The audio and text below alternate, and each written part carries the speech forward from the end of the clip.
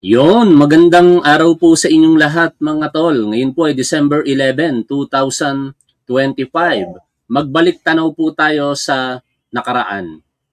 Ang kauna-unahang Pangulo ng Pilipinas na na-impeach ay ang dating Pangulong Joseph Ejercito Estrada. Ito ay nag-ugat sa expose na ginawa ni Chavit Singson, ang kanyang isa sa itinuturing na matalik na kaibigan. At mukhang mauulit po ang ganitong sitwasyon sa kasalukuyan sapagkat sa kauna-unahang pagkakataon sa kasaysayan po ng Pilipinas, na-impeach ang isang vice-presidente. Ngayon nga lang ay pending ito sa Korte Suprema, pero sa darating po na February 6, 2026, 57 days na lamang po ang inaantay natin, ay maaaring muling ma-impeach ito pong si Sara Duterte. At sa puntong iyon, mukhang isa niya ring kaibigan ang maglalaglag po sa kanya. Ang tinutukoy po natin ngayon ay ang kanyang di umano'y bagman na si Ramil Madriaga. Ito po yung nakikita ninyo sa ating screen ngayon. Nakatabi ni Vice President Sara Duterte during her inauguration last June 2022 nang siya po'y manalo bilang Vice Presidente ng Pilipinas. Ito pong si Ramil Madriaga sa kasalukuyan ay nakakulong sa Bikutan area, no? Diyan po sa may Camp Bagong Diwa. Nandiyan po kasi ang annex ng Manila City Jail. Siya po ay kumakaharap sa kasong kidnapping. At maganda yung chismis dito kung bakit parang nagsalita itong si Madriaga eh. Merong panulat diyan si Ramon Tulfo. Basahin po natin ang related post ni Ramon Tulfo tungkol dyan. Kasi sinasabi na ito daw po si Madriaga masama ang loob.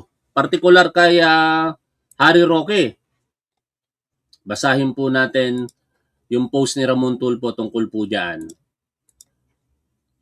Pero mali naman si Ramon Tulfo dito, no? Ang credit ay dapat ibinibigay kung sino naman talaga yung totoong nagbibigay ng impormasyon. Maling-mali ka, Ramon Tulfo, na i-claim mo na ikaw ang nagbunyag ng mga impormasyon na ito. Kung meron mang nagbunyag una sa lahat, yun po ay si Pebbles Talakera. Hindi po kayo, Ramon Tulfo, kasi kiniklaim niya dito.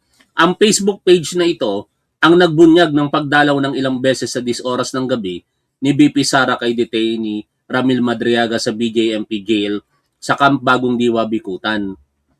Nung nakaraang araw mo lang yan sinabi, Ramon Tulfo. Ilang buwan na ang nakakalipas. Nasa vlog na ito ni Pebbles Kunanan o Pebbles Talakera. Si Madriaga ay nakakulong habang di pa natatapos ang kasong kidnapping na isinampa sa kanya. Ngayon, alam na natin ang dahilan ng pagdalaw sa kanya sa 10 oras ng gabi. Nakikiusap si BP Sara na huwag nang kumibo si Madriaga tungkol sa pakikipagsabwatan ng mga Duterte sa drug lords at Pogo. Pero paano yun? Dahil kay Harry Roque, spokesman ni Pangulong Digong noon, ay nakasuhan si Madriaga ng kidnapping. Sabi ng kanyang Tweety Bird, tinulungan ni Roque ang mga big-time Pogo operators na magsampa ng kasong kidnapping kay Madriaga. Inukupahan ng Pogo operators ang isang malawak na lupain sa Bataan upang gawing Pogo City. Umalma ang mga farmers na nagmamay-ari ng malawak na lupain sa tulong ni Madriaga. Binalikan ng mga Pogo operators si Madriaga ayon sa kanyang Tweety Bird at sinampahan siya ng kasong kidnapping sa tulong ni Roque na nagsisilbing abogado ng mga Pogo. Masama ang loob ni Madriaga at ayun, nagsasalita na. Kung sana pinagsabihan ni Digong ang bakla niyang tagapagsalita na huwag nang makialam, di sana mabubunyag ang baho ng pamilya Duterte. At ito nga po yung affidavit nito pong si Madriaga. Basahin po natin in full sapagkat sa balita, kinuha lang nila yung mga mahalagang detalye. Republic of the Philippines, Taguig City, affidavit. I Ramil Lagunoy Madriaga, of legal age, Filipino, and with address at care of Annex 2, BJMP Camp Bagong Diwa, Taguig City, after having been duly sworn in accordance with law, do hereby depose and state as follows. 1. Educational background. I took up the College of Law from 1991 to 1995 at San Sebastian College, Manila. I graduated in 1995 and took the bar examination the same year but did not pass. Aral-aral din para makapasa. Joke. Joke lang. Marami tayong mga kaibigan na nag-abuga siya na hindi pa po nakakapasa sa bar exam kasi mahirap po talaga yan. Government service.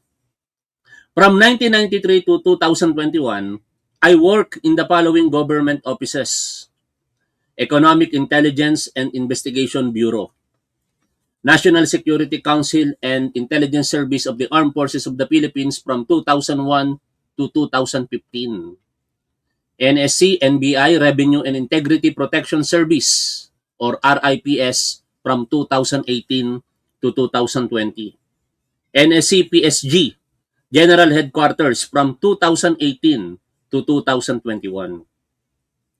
At the start of the 2016 election campaign, then Congressman Roylo Goles introduced me to the Duterte family to provide political and security advice to then Mayor Rodrigo Roa Duterte.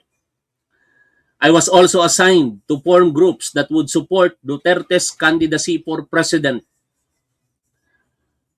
When Duterte was elected as president, he ordered me to serve as a counterintelligence agent for the National Security Council as part of the civilian composite member separate from the NSC Secretariat.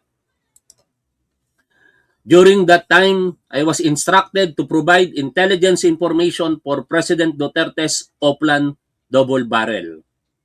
Sometime in 2018, I was formally assigned by President Duterte to work for the Presidential Security Group in Malacanang to teach tactical driving and strategic transport courses. Work with Mayor and Vice President Sara Duterte. It was also in 2018 that I was formally introduced by President Duterte to his daughter, Davao City Mayor Sara Duterte. I was likewise tasked to work for then Mayor Sara Duterte in intelligence gathering involving politics, law, and counterintelligence matters. Sometime in 2019, I was instructed by then Mayor Sara Duterte to form a group to support her planned 2022 presidential candidacy. At dito, nagre-react si Robin Padilla ngayon. Hindi na lang manahimik tong senador na ito eh. Ano ang reaksyon ni Senador Robin Padilla tungkol po dyan sa bagay na yan? Wala daw pong plano maging presidente. Ito pong si Sara Duterte. Nag-post po siya kanina sa kanyang Facebook page. Sabi niya, mawalang galang, isantabi ko muna ang mga posisyon sa paglalahad ko na ito. Sa pagkakakilala ko po, isantabi mo ang posisyon, pumuposisyon ka nga kagad para kay Sara Duterte. Ikaw talaga, Robin Padilla. Dapat di mo na sinabi yun. Sa pagkakakilala niya kay Inday Sara at sa tagal ko, siyang tinutukoy ko si Robin bilang personal na kaibigan ni Digong, kahit kailan, hindi ko naringgan o naramdaman na may plano si Inday na maging Pangulo. Senator Robin Padilla, hindi mo ba alam ang diskarte ng mga Duterte? Diba? Ang tagal-tagal din nilang sinasabing walang planong tumakbo sa pagkapangulo si Rodrigo Duterte. Anong nangyari? Kung nagawa ni Rodrigo Duterte na palabasin sa harapan ng publiko na wala siyang plano na tumakbo sa pagkapangulo, kayang-kayang gawin din yun ni Sara Duterte. Huwag na natin basahin yung walang kwentang post niya. Tuloy, balik po tayo rito. 2019 as early as 2019, pinabuo na siya ni Sara Duterte ng grupo para sa kanyang kandidatura sa 2022. Ano ang mga ebidensya ng sinasabi na ito ni Ramil Madriaga? iisa-isahin natin sa Facebook page niya ngayon na hindi niya pa nati-take down. Mamaya pupuntahan natin yan. Tapusin lang muna natin ito pong binabasa po natin na pahayag o affidavit ni Madriaga. In 2020, following the instructions of Mayor Sara Duterte, I formed Inday Sara Duterte is my president, together with their classmates at San Sebastian College of Law, where I also graduated in 1995. We were able to register ISIP Pilipinas at the Securities and Exchange Commission with me as the national convener. Funding of ISIP was provided by Mayor Sara Duterte along with other support groups. When Mayor Sara Duterte won as Vice President, I was tasked to form the Vice Presidential Security and Protection Group, which was established primarily to provide security and intelligence work for VP Sara. It was during this period that I personally introduced and recommended Colonel Dennis Nolasco to her. Colonel Nolasco was one of my students in the Presidential Security Group. At that time, he was the commandant of the PSG Training School. It was Colonel Nolasco who tapped the services of Colonel Raymond Dante La Chica to head the BPSG. From July 2022 to April 2023, I worked with Colonel Nolasco and Colonel La Chica. Our work involved tactical transport services, securing BP Sara and other VIPs, conveying highly confidential information, and transporting large amounts of money to several persons as instructed by BP Sara. Some of the work and information that I have personal knowledge of are the following. Confidential funds, 2022 to 2023. Around December 2022, Colonel Nolasco sent me a text message instructing me to see him. I arrived at Ultra Pasig City at around 1:30 in the afternoon. I stayed with Colonel Nolasco until Colonel La Chica and two DepEd vehicles arrived past 3 p.m. with 4 duffel bags of money. Colonel La Chica handed to me portions of that money, amounting to around 33 million pesos to 35 million pesos per duffel bag, to be delivered to various people. One duffel bag of money was for a mayor in Laguna. I personally delivered it to a man in Cabuyao, Laguna, near the industrial park area. Another duffel bag of money was delivered to a comedy bar owned and frequented by SSC Law alumni located in the Timog area. When I arrived, I saw OBP spokesperson Reynold Munsayak, former classmate of BP Sara. He signaled for me to go upstairs and leave the money at the office. I followed his instructions and then I left. He did not speak to me. Another duffel bag of money was left in car, which I drove to the ombudsman parking compound. When I arrived, the guard signaled for me to park in a specific reserved spot, and I placed the keys on top of the left front wheel. After I left, I saw someone retrieve the keys and drive the vehicle away. Delivery to Santiago family, 80 million pesos cash inside BIOS. On another occasion, around the same period, I was handed a white BIOS by Colonel Nolasco, which contained money amounting to roughly 80 million pesos. Colonel Nolasco instructed me to drive it to the parking lot of SM Mega Mall.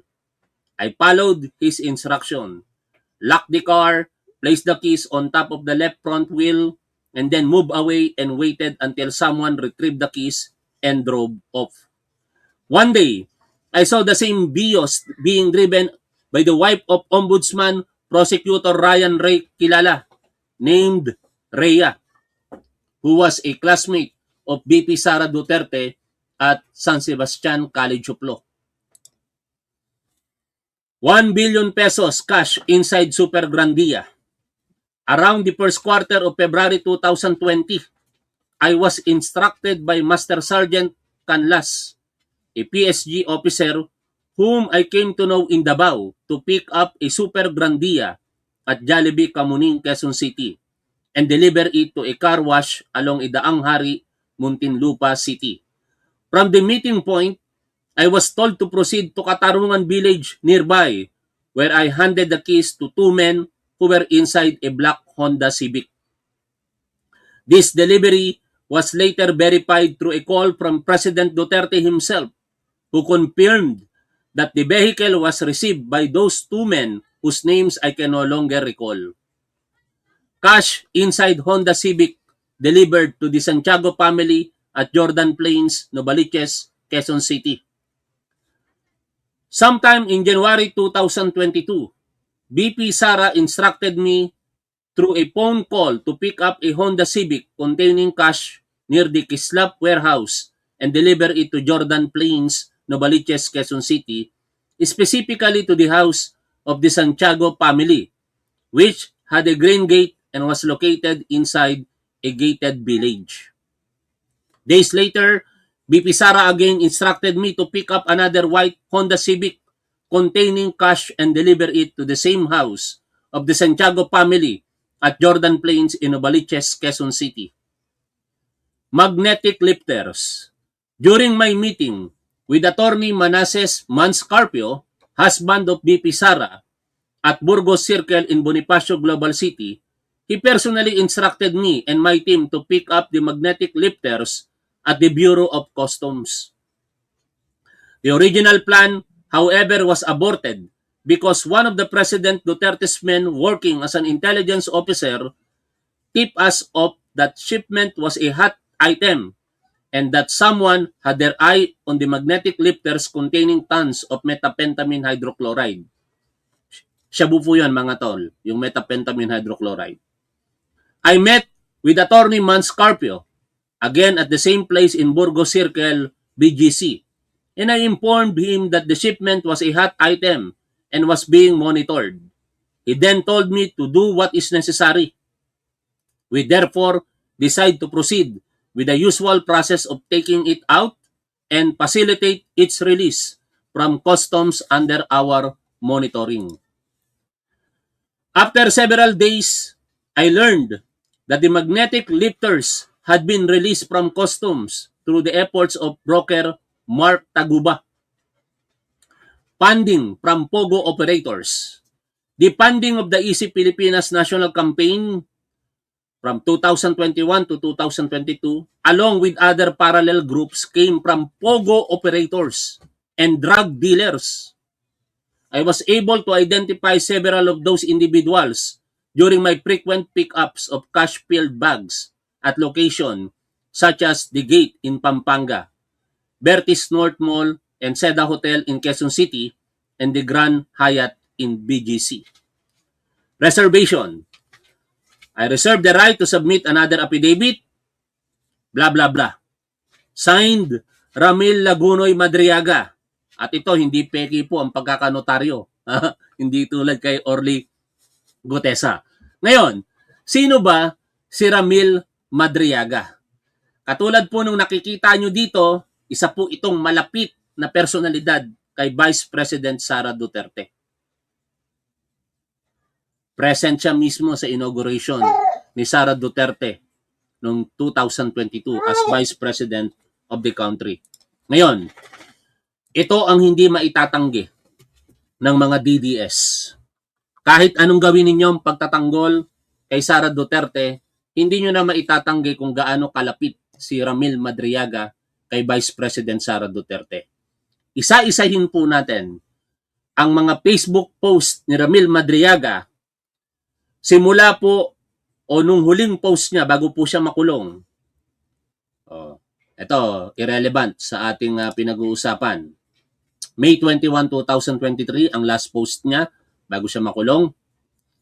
At medyo hahatakin natin pababa ito hanggang sa dumating po tayo kung gaano siya kaaktibo doon sa isip Inday Sara is my president na according to Ramil Madriaga in 2019 ay ipinatatag sa kanya ito ni Sara Duterte dahil sa kanyang plano para kumandidato sa pagka-presidente noong 2022. Tuloy-tuloy tayo. Okay? Dali lamang At eto na. July 12, 2022, present na siya syempre sa mga activities ng gobyerno dahil noong mga panahon iyon magkasangga pa ang ating Pangulo at ang ating Vice Presidente. Eto, July 7, 2022. Our very own kaisip Office of the Vice President spokesman, Attorney Reynold Munsayak, Advocacy of Helbing continues. Nakatag ang Facebook page ni Inday Sara Duterte. Ito, July 1, 2022, with my good friend and kaisip, Presidential Anti-Corruption Commission Chairman Attorney Fortunato Guerrero, retired PNP General, a true public servant. O yan po, yung suot niya na isip. Naka-face mask siya, tapos yung nasa katabi niyang tao, naka-t-shirt pa ng Inday BP Sara. Atake natin pababa. Isip Parangal Pilipinas. Katabi niya, ipinakita niya ang parangal na natanggap ni Attorney Reynold Munsayak.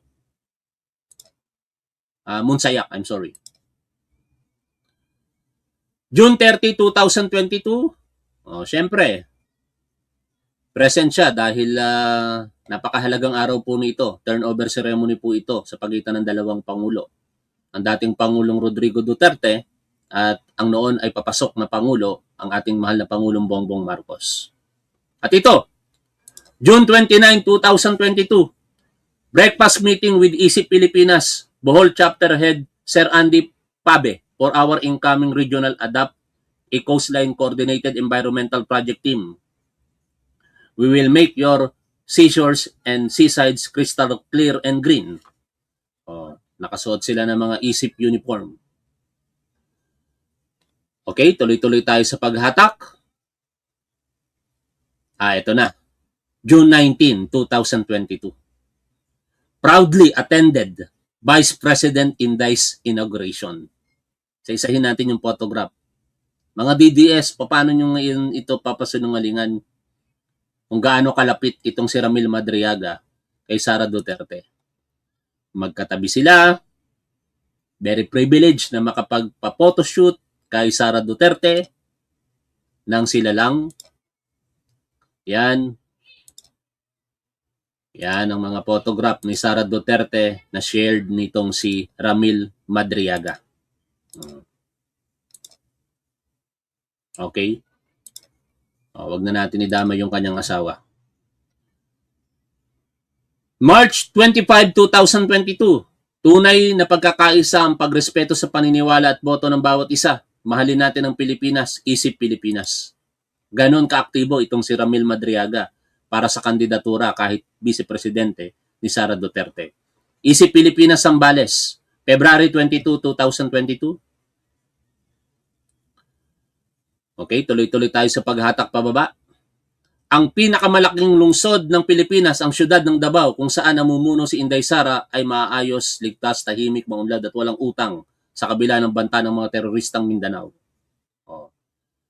Nakatag, Inday Sara Duterte, Isip Pilipinas 2022. Ito, Inday Sara Duterte, February 6, 2022.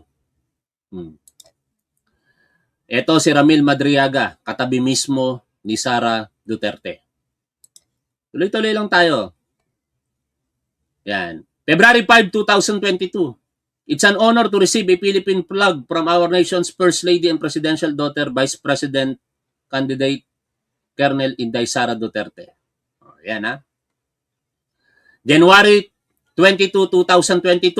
Salamat po, Colonel Mayor Inday Sara Duterte. Natanggap po namin ang Sara All Bodies o Hoodies. We are all for Sara. January 21, 2022. Anyway, not related. January 14, 2022. Salamat Sara All. Ganyan siya kaaktibo, ha? Okay, tuloy-tuloy. January 4, 2022, ang kislap at ang isip ay Saraol. January 2, 2022, rolling solo on a Sunday. Pray for you all. O, nakasuot siya ng kanilang isip shirt or jacket. Tuloy-tuloy tayo. December 27, 2021, maraming salamat sa kumpare kong berde ang isip. Sukat na sukat. Pareho na tayong berde ang isip. Okay? December 22, 2021, from one's home to other's heart. Isip Pilipinas 2022. December 19, 2021, finding ways of reaching out. December 19, 2021, Sunday. Okay? December 17, spending the early morning with the last and the lost of the Metro, ISIP's Operation Street Dwellers. December 15, 2021, salamat Kislap. O, yan ha. Nasa 2021 pa lang tayo, hatakin natin, pababa. Ngayon, bakit po natin iniisa-isa ito mga tol? Ito ay pagpapakita kung gaano po kalaki ang ginawang pagsuporta nito pong si Madriaga kay Vice President Sara Duterte sa panahon ng kanyang pangangampanya noong 2022 election. Meaning, napakalapit po nila sa isa't isa. Ayaw na, nako, hindi na natin mahatak hanggang September 21, 2021 lang. Pero ibalik natin. O, ito yung kumakalat ngayon na post. September 29, 2021, just telling her that I cannot vote intelligently without her name on the ballot. Neither can go out and vote wisely unless the name in the Sara Duterte Carpio appears as candidate for the 2022 presidential race. Ito yung mga panahon na hindi pa nagde-decide si Sara Duterte. Oh, ganyan sila ka-close sa isa't isa. Pinost eh. Si Ramil Madriaga nag-post po nito, hindi po ito edited. September 29, 2021. Ngayon mga tol, sino paniniwalaan natin kay Orly Gutesa saka kay Ramil Madriaga? Kayo po sumagot kung sino paniniwalaan nyo po dyan. Pero napakalaking dagok po nito para kay Sara Duterte. Bakit?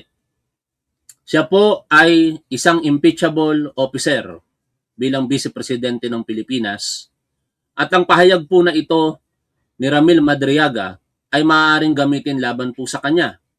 At sa pamamagitan po ng sworn statement na ito, pwede po itong isumite sa Office of the Ombudsman at ang Ombudsman sa pakikipag-ugnayan po nito sa ating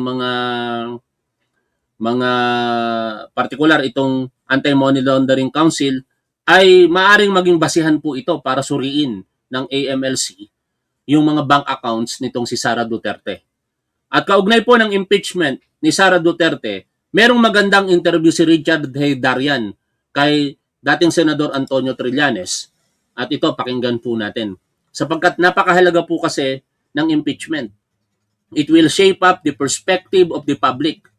Ang problema kasi pag sinampahan lamang ng kaso si Sara Duterte, baka by some technicalities, mapawalang sala po ito sa huli.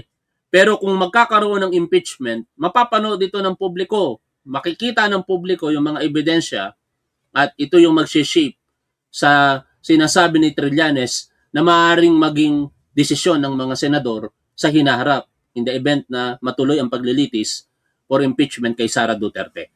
Pakinggan, panoorin po natin ito pong vlog ni Richard Heydarian interview kay dating Senador Antonio Trillanes. Ni Duterte. Ito yung medyo contentious kasi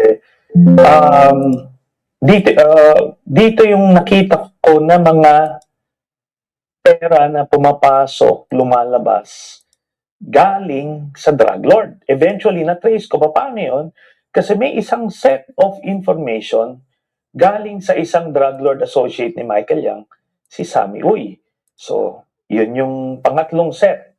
Itong Sammy Uy, nagbigay siya ng mga pera every 6 months dun sa tatlong magkakapatid, Pulong, Sara, Baste, tapos Hanilet, Joint with Kitty ito So, tapos si Digong mismo. So, saan galing ito? Itong si Sammy Uy is a drug lord as attested to by Arturo Las Cañas. Ito, sinubmit niya ito sa ICC. Tapos, ang lumabas na sinasabi ni Las Cañas, itong si Sammy Uy, siya yung pinakang frontman ni Michael Yang. So, as a frontman, parang may legit businesses siya kunyari, pero pag tinitingnan mo, nagbibigay siya ng dividendo doon sa 5 na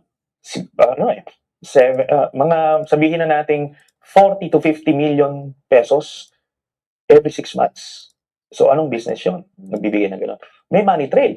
Bakit? Kasi manager's checks yung binigay niya dito sa mga to. It's in their name. Kaya yun ang lalabas.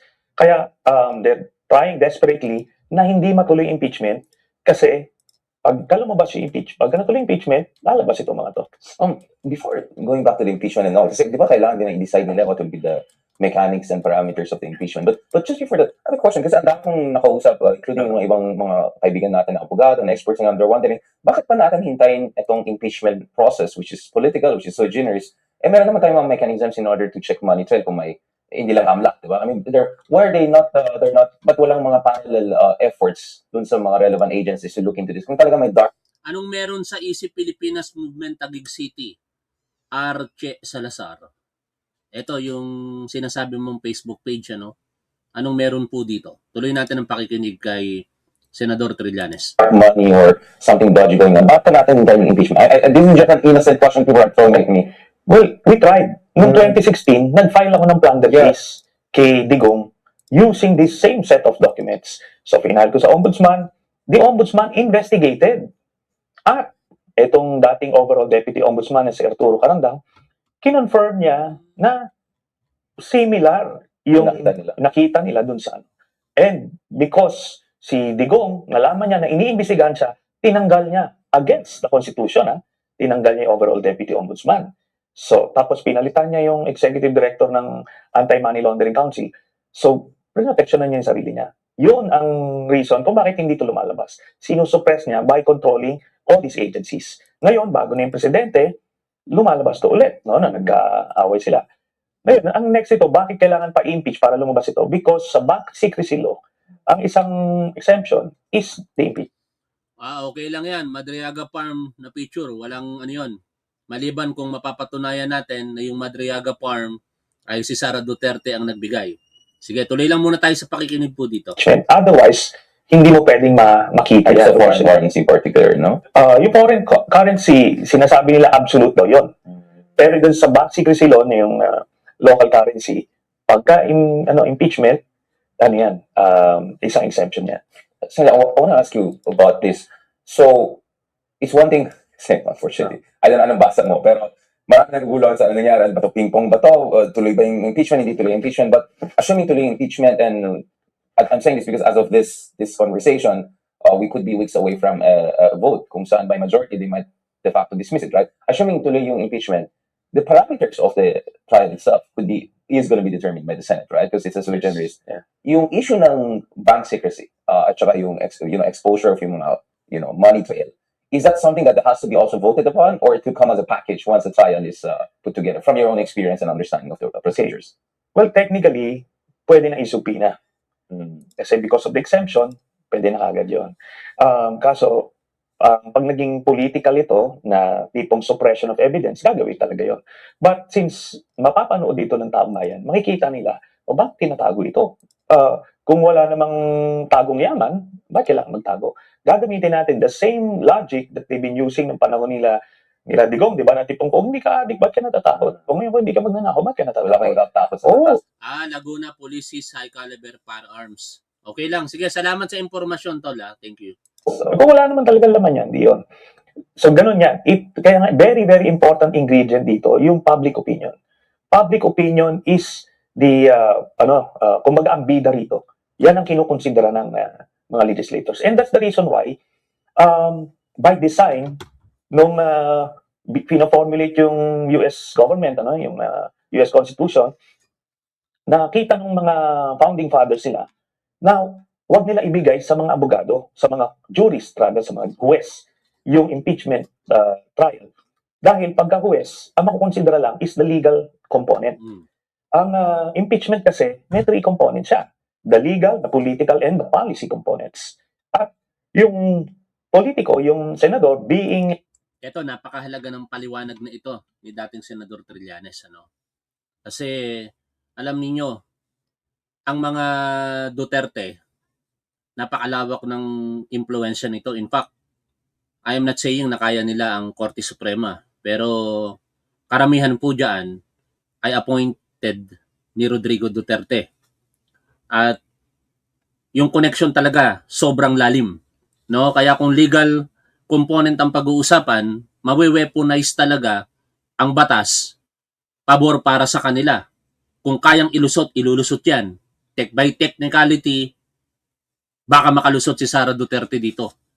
Kaya napakahalaga na matuloy ang impeachment trial sa susunod na taon. Dahil itong unang impeachment, naniniwala ako na wala nang patutunguhan ito.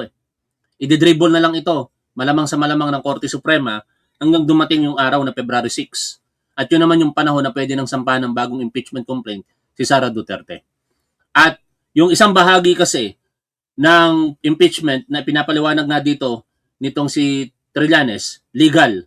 Pero yung dalawa, yung policy making at saka political, magiging factor yon kapag ka nagkaroon ng paglilitis kay Sara Duterte sa Senado. Ituloy po natin ang pakikinig dito po kay Trillanes. elected, mas may grasp siya nung Sa separate live stream natin pag-usapan yan, Tol Gerald, mawawala tayo sa topic. political component, tsaka yung policy component. Yung mga huwes, pag sinabing magiging technical against the rules of court yan, dito, gano'n. Tsaka yung threshold, mataas. Yung quantum of evidence na kailangan.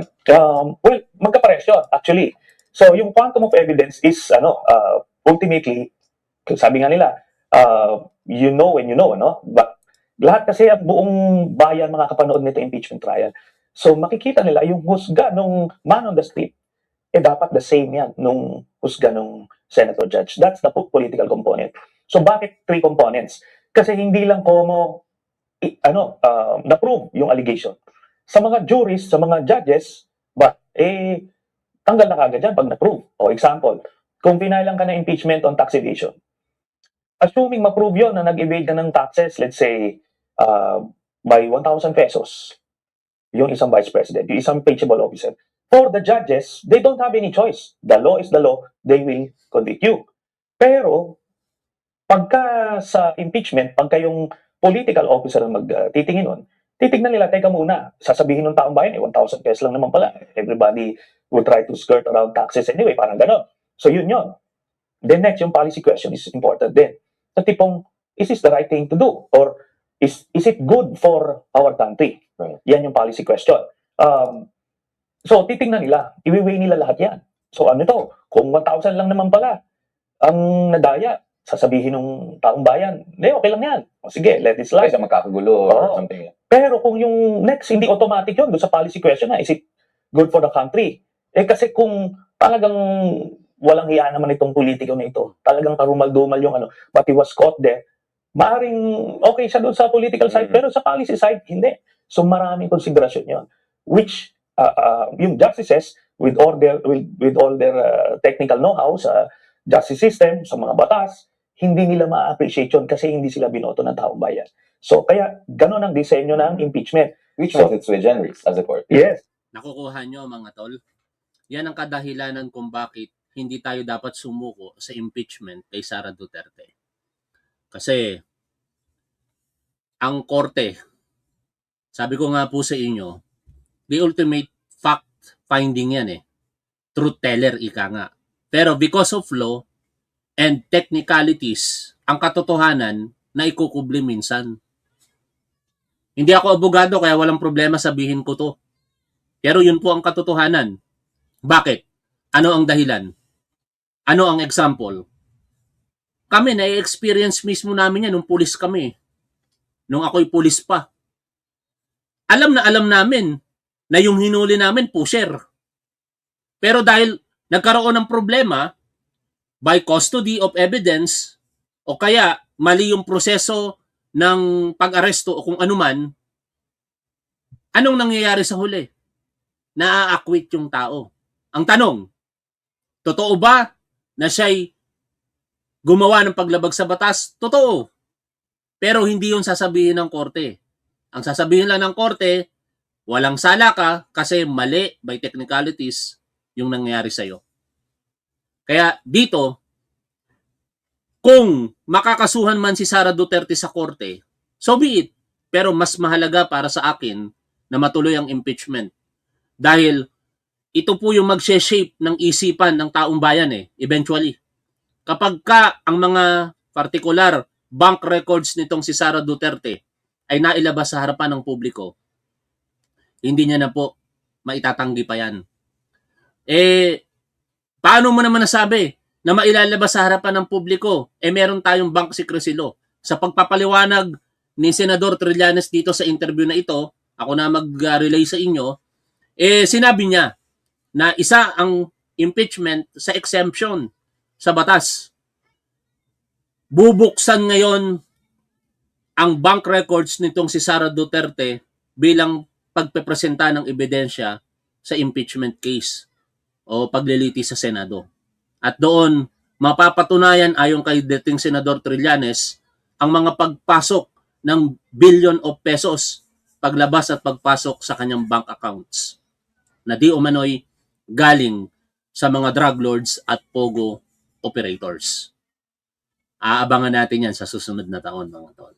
O hanggang dito na lamang muna at maraming salamat sa inyo pong patuloy na suporta sa ating programa. Medyo nahahati yung views natin ngayon kasi nag-experiment ako sa ating channels. Tayo po ay naka-live sa 8 destinations. Ibig sabihin, naka-live po tayo sa 5 Facebook page po ni Top 1 at naka-live din po tayo sa 3 YouTube channels ni Top 1. Ano man ang piliin nyo pong panooran dyan, maraming salamat po sa inyong lahat. Lagi po nating tandaan kung ano po ang tama at dapat, doon po tayo. Keep safe, see you always. Shoutout po sa inyong lahat. Bye for now, mga tol.